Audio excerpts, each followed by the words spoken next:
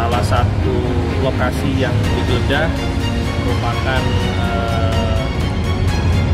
mantan pejabat di Provinsi Jawa Barat. Dalam praktiknya, penggeledahan mendadak seringkali dijadikan alat untuk menargetkan pihak-pihak yang dianggap melenceng dari kebijakan penguasa. Ironisnya, efek kejutannya akan terasa semakin dalam ketika target yang disasar ternyata adalah figur yang selama ini dipandang sebagai bagian dari lingkaran yang sama. Kejadian penuh ironi inilah yang menimpa Ridwan Kamil. Masyarakat tentu terkejut mendengar kabar bahwa kediaman mantan Gubernur Jawa Barat yang dikenal dengan gaya bicara khas dan penuh warna menjadi sasaran penggeledahan oleh KPK.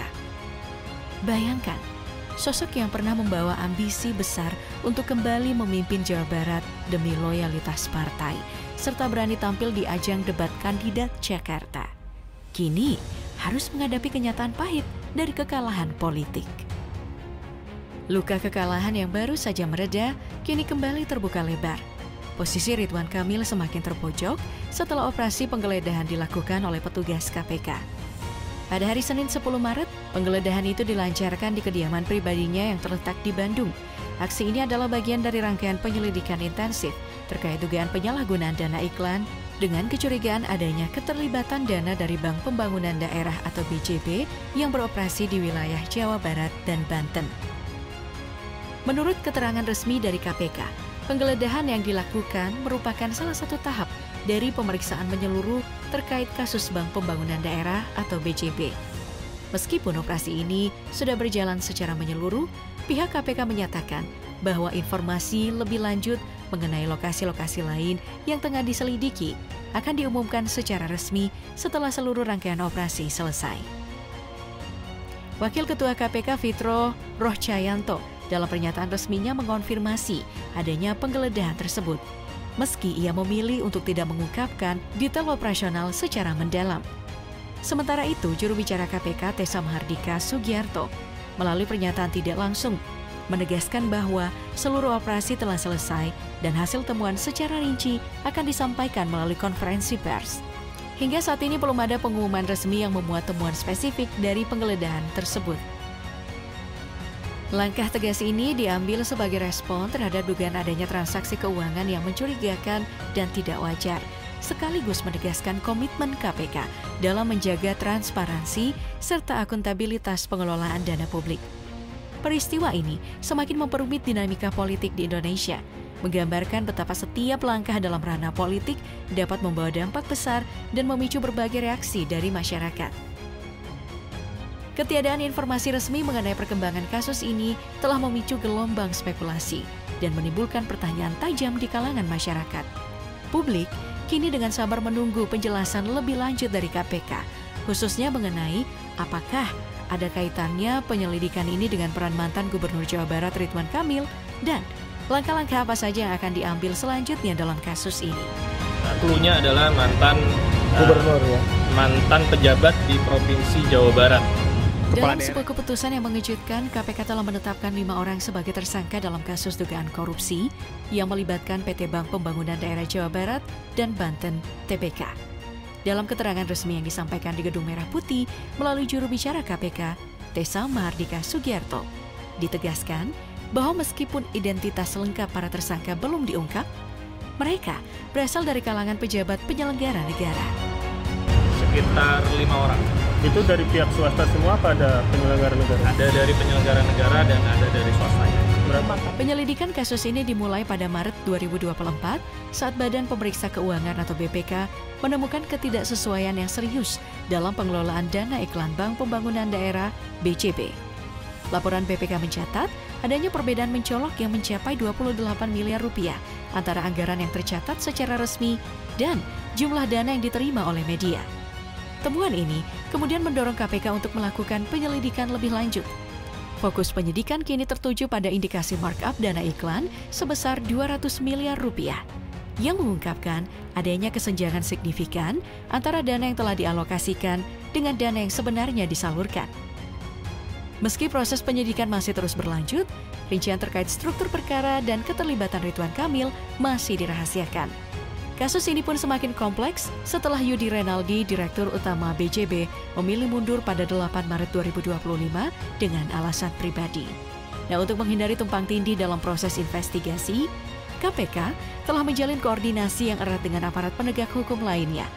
Berdasarkan bukti kuat yang diperoleh dari BPK, KPK menegaskan komitmennya untuk menelusuri setiap alur dana yang mencurigakan. Meskipun proses hukum belum mencapai titik akhir, publik dijanjikan akan mendapatkan informasi lebih lanjut melalui konferensi pers setelah seluruh rangkaian penyidikan selesai.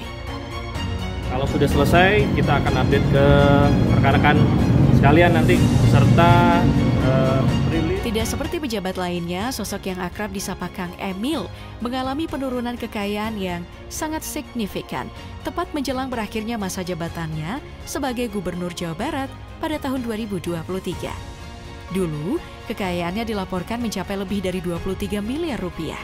Namun, menjelang akhir masa kepemimpinannya, jumlah tersebut merosot tajam menjadi sekitar 1 miliar rupiah. Berdasarkan laporan LHKPN, aset utama yang dimiliki oleh Kang Emil didominasi oleh properti berupa tanah dan bangunan di Bandung yang bernilai 17,8 miliar rupiah. Selain itu, ada 7 unit kendaraan yang total nilainya mencapai 771 juta rupiah. Salah satu kendaraan yang mencuri perhatian adalah Hyundai Santa Fe tahun 2017 yang dihargai 319 juta rupiah.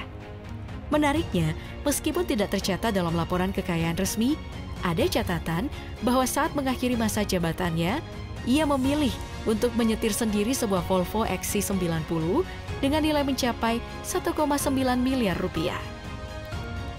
Selain aset fisik tersebut, Kang Emil juga memiliki surat berharga senilai 880 juta rupiah. Harta bergerak lainnya bernilai 467 juta rupiah, serta kas dan setara kas yang mencapai 5,9 miliar rupiah.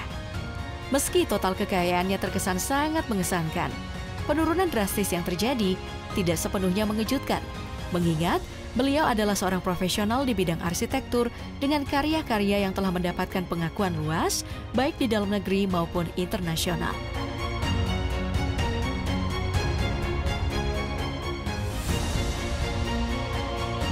Tak hanya soal aset dan kekayaan, kontribusi Ridwan Kamil di dunia arsitektur juga mencuri perhatian publik. Beberapa proyek arsitektur yang melibatkan Kang Emil kini semakin dikenal sebagai bukti nyata inovasi dalam perancangan kota. Di Singapura misalnya, proyek Marina Bay Waterfront Master Plan yang kabarnya melibatkan intervensi Ridwan Kamil, menampilkan desain ikonik dengan motif kapal yang menghiasi 3 pencakar langit. Sementara itu di Tiongkok, Beijing Finance Street, sebuah pusat bisnis yang diumumkan oleh Kang Emil pada tahun 2015, dikenal dengan konsep ruang terbuka hijau yang segar serta inovasi area parkir tersembunyi yang menandakan terobosan baru dalam tata kota modern.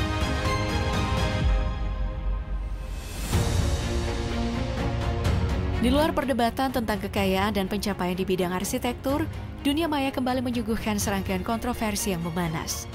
Menjelang pencalonannya sebagai Gubernur DKI, sebuah unggahan lama dari Ridwan Kamil kembali mencuat di platform X. Dalam postingan itu, ia secara gamblang menyindir warga Jakarta dengan menyebut mereka tengil dan pelit.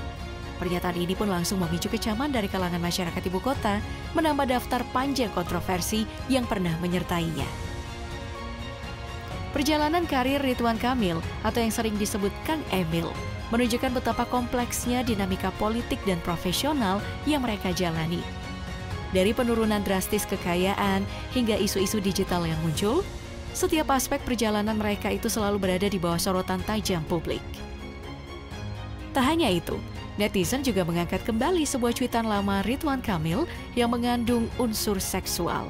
Dalam cuitan tersebut, sang gubernur mengaitkan atribut tertentu dengan beberapa nama perempuan ternama di Indonesia, seperti Julia Perez, Luna Maya, Sri Mulyani, Agnes Monica, Dewi Persik, dan Mbak Tutut, yang dikenal sebagai putri dari mantan Presiden Soeharto. Gabungan elemen kontroversial ini pun memicu reaksi beragam, mulai dari dukungan hingga kecaman keras yang semakin memperpanjang perdebatan di ranah digital.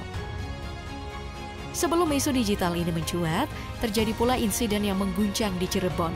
2 sekolah mengambil langkah tegas dengan memecat seorang guru bernama Muhammad Sabil Fadila akibat komentar kontroversialnya mengenai unggahan Ridwan Kamil.